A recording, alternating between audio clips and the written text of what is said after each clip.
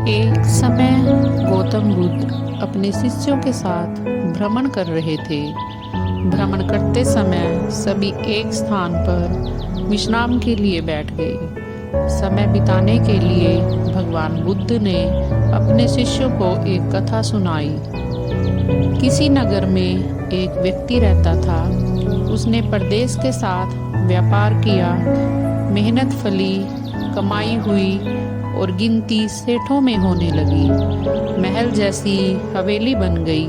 वैभव और बड़े परिवार के बीच उसका जीवन बड़े आनंद से बीतने लगा। एक दिन किसी दूसरे नगर से उसका एक संबंधी आया। बातचीत के बीच उसने बताया कि उसके यहाँ का सबसे बड़ा सेठ गुजर गया। बेचारे की लाखों की धन संपत्ति पड़ी रह गई। बात सहज भाव से कही गई थी, पर उस आदमी के मन को डगमगा गई। हाँ, उस सेठ की तरह एक दिन वह भी तो मर जाएगा। उसी पल से उसे बार बार मौत की याद सताने लगी। हाय, मौत आएगी, उसे ले जाएगी और सब कुछ यहीं छूट जाएगा। मारी चिंता के उसकी देह सूखने लगी। देखने वाले देखते कि उसे किसी चीज की कमी नहीं है, पर उसके भीतर का दुख ऐसा था कि किसी से कहा भी नहीं जा सकता था।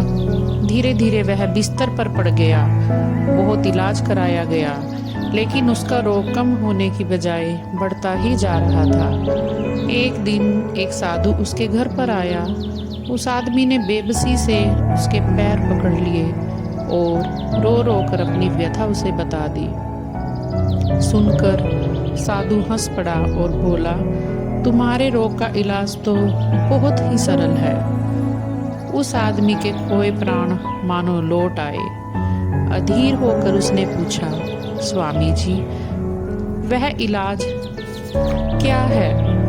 साधु ने कहा, देखो, मौत का विचार जब मन में आए, जोर से कहो, जब तक मौत नहीं आएगी मैं जीऊंगा। इस नुस्खे को 7 दिन तक आजमाओ।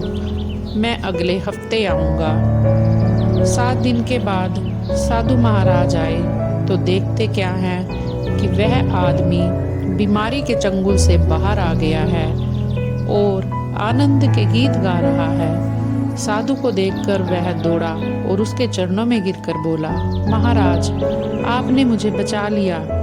आपकी दवा ने मुझ पर जादू का सा असर किया है। मैंने समझ लिया कि जिस दिन मौत आएगी उसी दिन मरूंगा, उससे पहले नहीं। साधु ने कहा, वत्स, मौत का डर सबसे बड़ा डर है। वह जितनों को मारता है, मौत उतनों को नहीं मारती। तो दोस्तों, आज की कहानी से हमें क्या शिक्षा मिलती है? आज की कहानी से हमें यह शिक्षा मिलती है कि हमें जिंदगी के हर पल को आनंदमय तरीके से जीना चाहिए। किसी भी चीज के डर, मौत के डर से कभी घबराना नहीं चाहिए, क्योंकि दोस्तों, मृत्यु इस संसार का अटल सत्य है। इसलिए जब मृत्यु आए तब तो सभी ने जाना है, लेकिन जब तक हमारे पास ये सांसें हैं, ये वक्त है, तो खुश रहिए, मिलजुल कर रहिए, आपस में प्यार से रहिए। दोस्तों, अगर आपको मेरी यह कहानी पसंद आई है